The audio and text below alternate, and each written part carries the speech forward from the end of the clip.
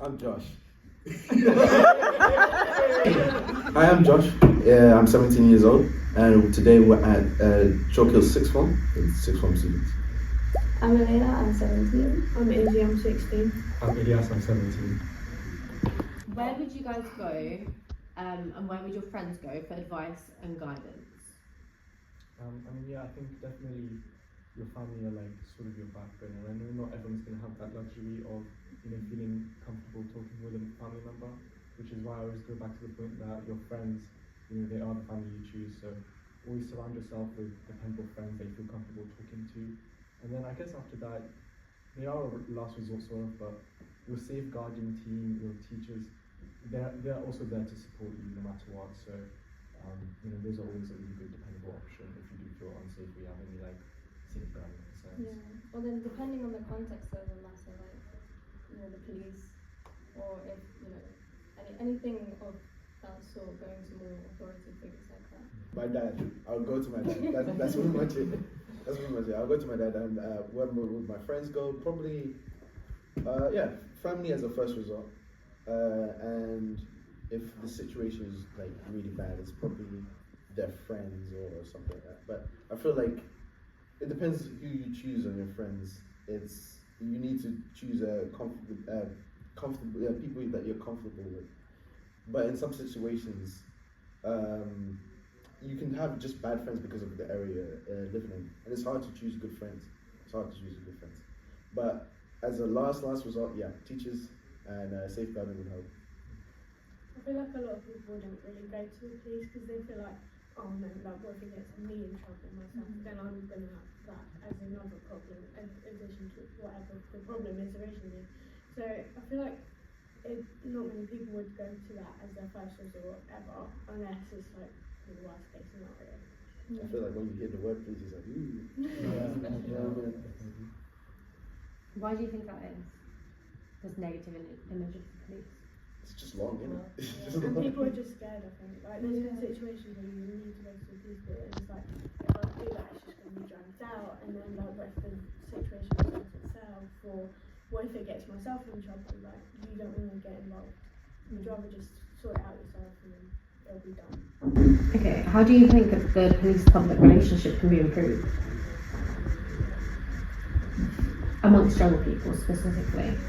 Probably just more presence, like having a greater presence in the community, just like getting involved in activities or in like fairs or anything like that, like Christmas fairs at schools or something.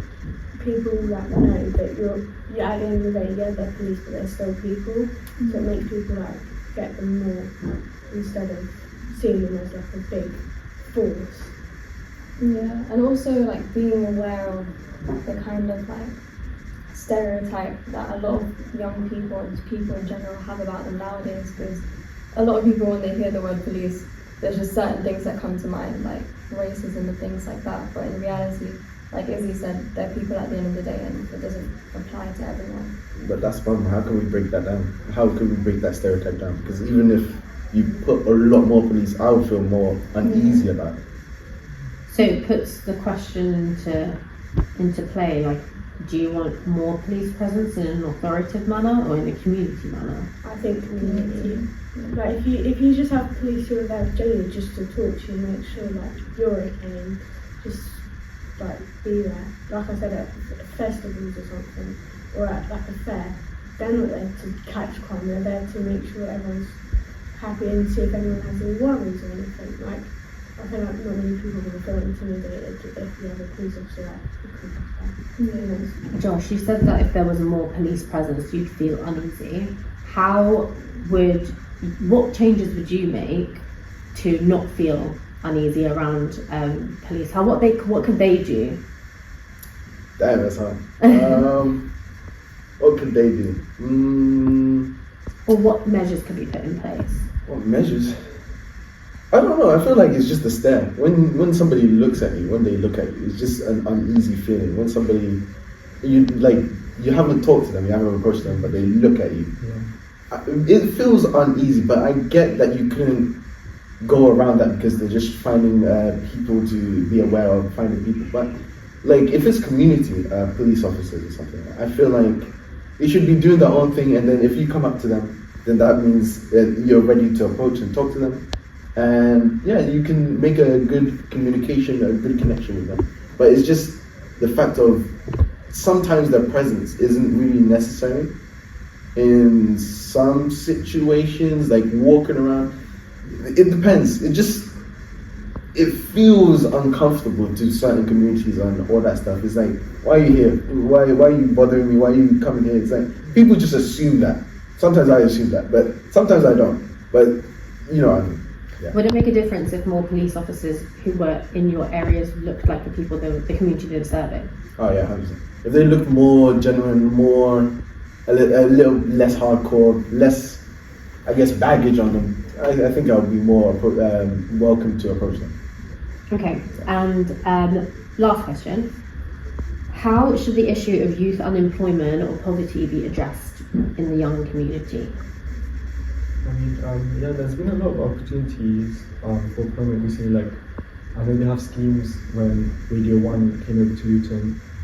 They would have schemes where people would just get employed to give directions to any of the festival goers. So I think just having those opportunities where you don't need any qualifications, I think that's one of the main reasons why there's youth unemployment. Perhaps they just had, an education that was not sufficient, and that's not their fault, and it would limit them with what they could get. So just having those opportunities where it's sort of like no questions asked, do your job and you get paid, and it's going to help, give them those first few steps into employment.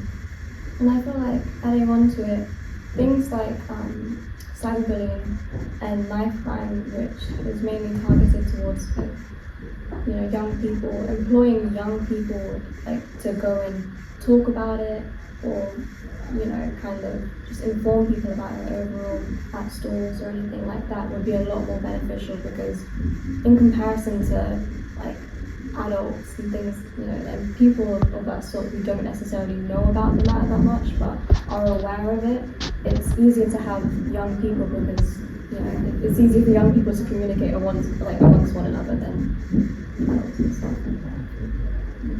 I think a lot of people don't want to get part-time work at this age because they think well, it's not going to really benefit me, because if you want to go into specialist careers such as law or anything to do with healthcare, you can't get that kind of job without any experience. So I feel like a lot of people are I'm going to go work at a restaurant, it's not going to help me, it's not going to boost my career at any point. So I think they could do some not as important roles, but smaller roles in those sort of fields that make people want to actually go and put themselves into work at a younger age.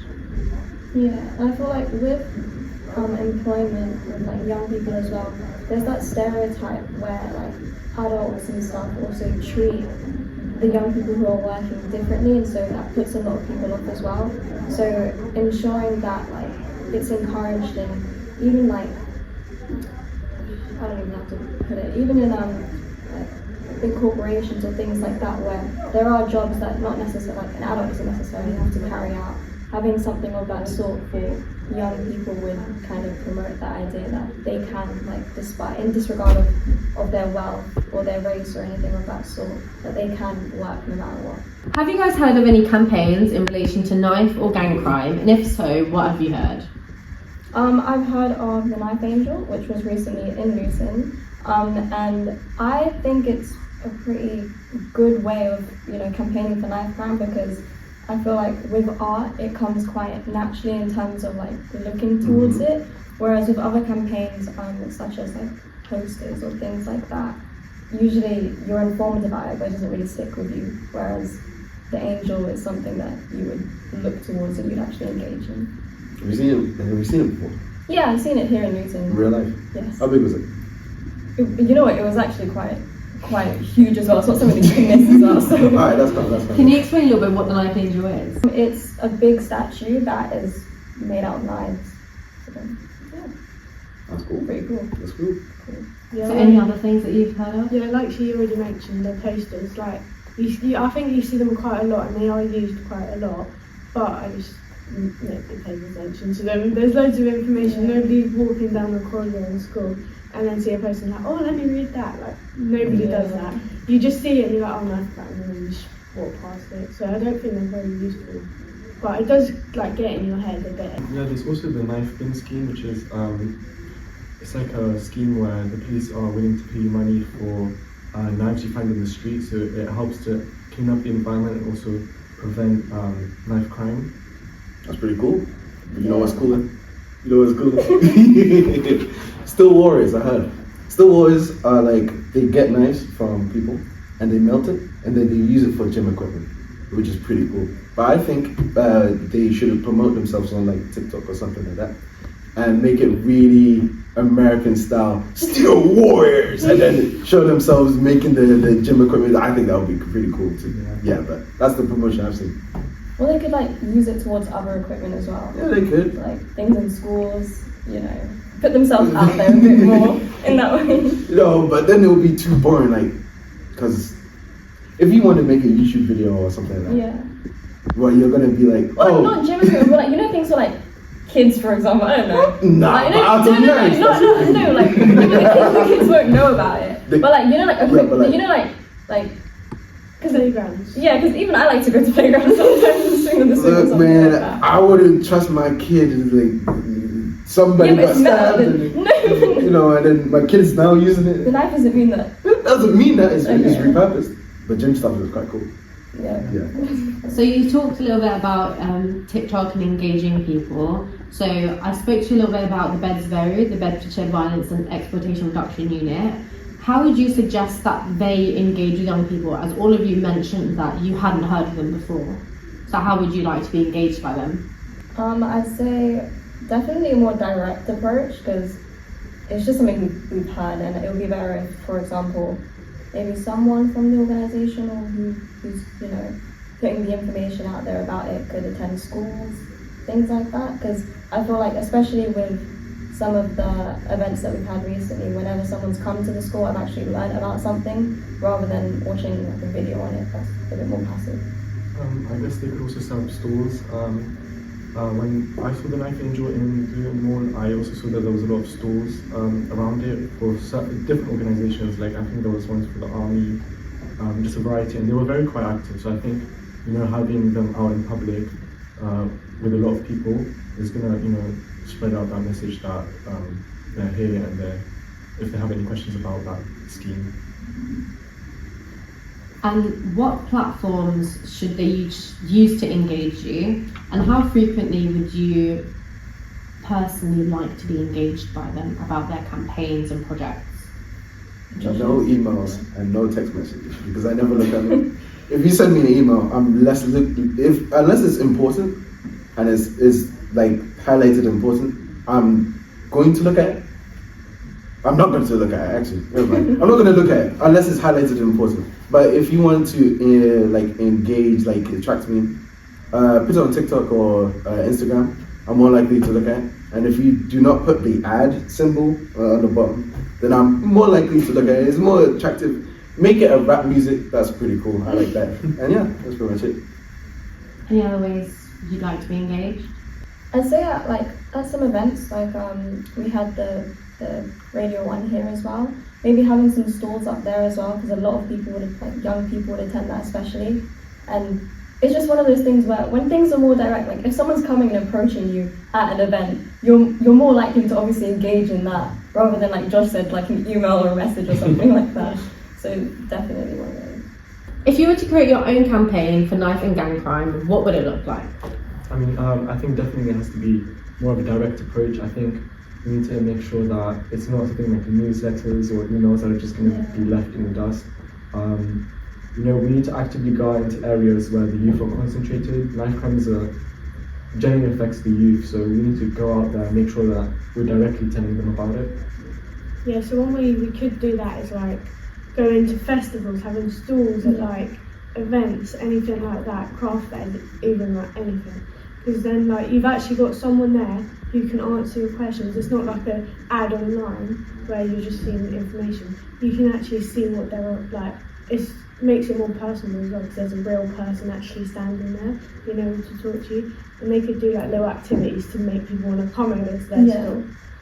And I think having like some sort of catchy phrase or like symbol that, you know, would really stick with someone and resonate with them. And then also, I think, this is my experience, I feel like it might be yours as well, but having something there that you can physically take away. Because obviously when we went to like university fairs or things like that where they had stalls, whenever there was like a bag or something like that that you could take away, a lot of people are more inclined to actually going there and, you know, hearing what they have to say and stuff as well. You have any? Oh yeah. How about a 2-day camp? Oh, everyone hates camps on the first day, but the second day is quite alright. Create a 2-day camp, talk about knife crime. Not too much, but a lot of activities, a lot of fun activities.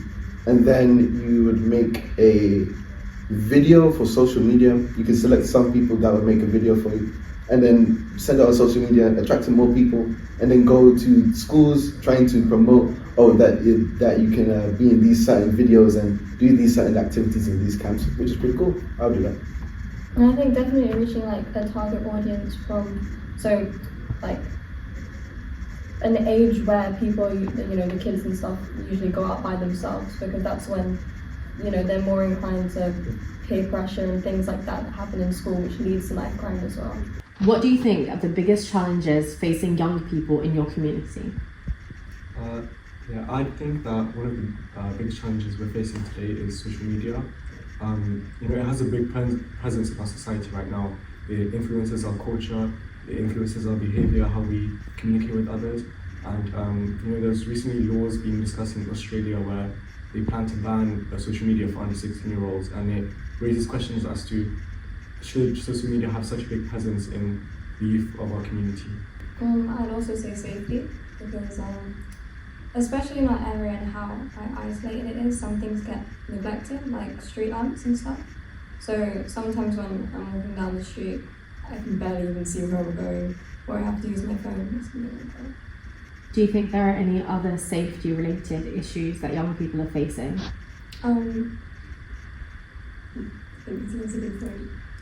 Probably just like when you're walking down the street, like certain people say things or do things because there's not very much like, I don't know how to, like, there's not authority, like you're just saying something so people will always get away with it. And I feel like that can be like quite, like you can feel really threatened. For boys and girls, whether it's like them threatening you with violence or threatening you like in a sexual way or anything. Any other issues that you guys think are prominent? Really, it's like issues among like peer pressure. Peer pressure is one of the main issues. Like if they hand you a smoke or something, I think it stems from social media or something like that. Because people see it on social media, they follow it, and then they convince their friends to do it. I've been also peer pressured into smoking, but I haven't smoked, so it's all good. I haven't smoked, I haven't vaped or anything like that. But yeah, a main problem in the community is peer pressure, and you should be really careful about the friends you choose.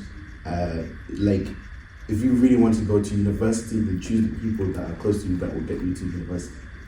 So you guys have mentioned different issues like peer pressure, social media, safety. Can you think of any solutions that might help mitigate some of these issues? For safety in terms of like street lamps, obviously getting those fixed or making sure that there is some sort of like secure physical measure put in place when it comes to travelling and stuff around the area. Yeah, and for the like safety on the streets, I'd say like more authority and more things being done about it. So more PCSOs on the street, more street angels, like things like that, where like you know you're gonna be, you feel safer in yourself. Okay. If you could influence the council to do something different that will help young people stay safe, what would you ask them to do that isn't already being done or isn't being utilised enough? So you said street angels and policing. So what would that look like to you?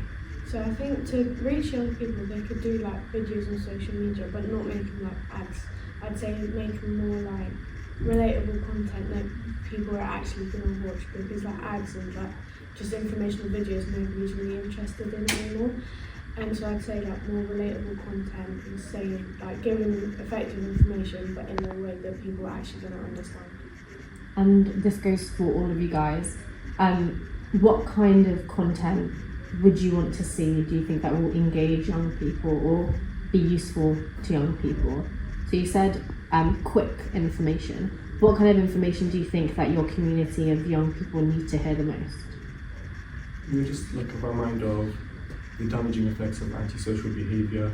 You know, like reminders that you don't need to follow what your friends do, or you need to be your authentic self, and but you can do it in a way that's communicable in like humorous fashion, and that's like a really good way to get the message across, especially to the youth who are using social media. It can be a good way to utilise that platform. Okay.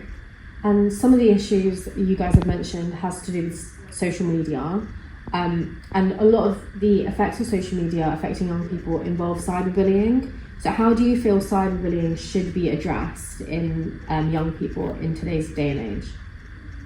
I think like he said with the laws in Australia, like limiting what content people can see if they're under 16 or any age, I think that would be a really good way to reduce a lot of like issues online. I would also say, I think one issue with cyberbullying is that if it's between pupils in the same school, usually it's addressed at school, but then afterwards when, you know, the pupils go home, they can necessarily do whatever they want, and there's no strong reminder there of the consequences of it as well. So I feel like definitely having some sort of kind of law like that put in place would be beneficial, because it's not really like secure across both areas. I think it should be talked about more on social media, like the problems with it, because I feel like it's less shown, and we always see like funny sides. You can still make a funny video on it, but we always see other videos not really informing you about cyberbullying. And I think there should be more videos on that, and it will encourage people to talk about it more amongst peers, more adult people, not amongst peers, because sometimes you can get a bit of the bad side, but if it's more on social media, you're prompted to talk about it more. I think, to add on to Joshua, I really agree with the point that cyberbullying should be addressed in more serious terms. So rather than, you know, humorous videos or, you know, funny videos, it can be more like PSAs, public service announcements, where, you know, the people watching the videos, they will actually see the damaging effects that cyberbullying has, and it will make them think about what they're doing online and the impact it has on other people. So yeah, like PSAs would be a really good way to remind people of the damaging effects of cyberbullying. So in your own experiences, what can you say are some of the consequences of cyberbullying that you've seen either over social media or your peers, people that you know, just so we can talk about the real life consequences of cyberbullying and misuse of social media? I'd say definitely insecurities, depending on what the bullying is about, and you know, it can lead to more like detrimental consequences, such as like suicide sometimes and things like that. Or it could even lead to like not as serious as suicide actually, but like eating disorders or anything like that, and body dysmorphia and stuff. And is there anything that you can think of that we can do in the community, local authorities, the government, to help reduce these consequences? I think aside from obviously like informing people more about it, making sure that there's some sort of, well, there are helplines, but making sure that there's more like accessible options, because a lot of people don't necessarily, like, if given the option to go online to do something, some people are more reluctant to do that, whereas if it's more direct, like they're giving it in person, especially if it's something that's been noticed by, you know, their friends or family or teachers or anything like that, then they're put in a position where they know that they can get help and it's quite secure as well. I think also they could do like a chat or a live where people can ask questions, because not everyone's always going out. So I feel like you could do like videos or something where people can ask questions and you do respond online, because it's easy to access.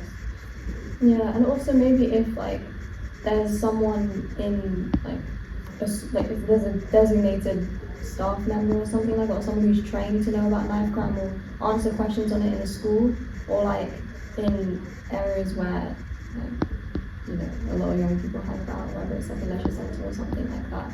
So if it needs to be directly addressed in the moment, then it can. Kind of like an advocate in schools. Yeah.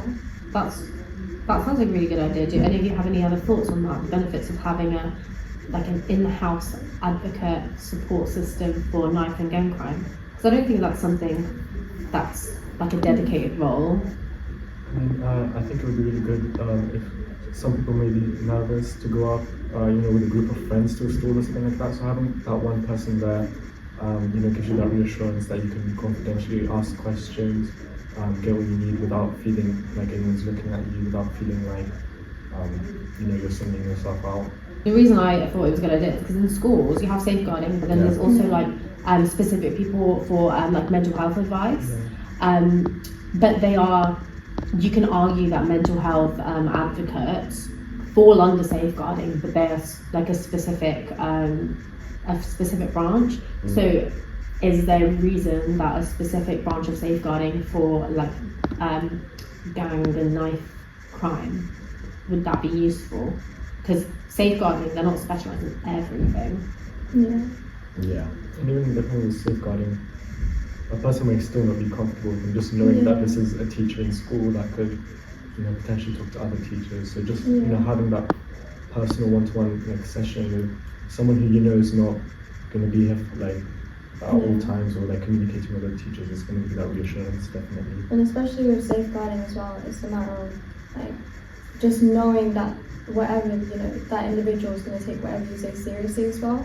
Whereas having a member where they know about knife crime and stuff, you can just go and ask questions about the worry of them thinking it's something serious when in reality you're just curious about it, or you just need to find something out.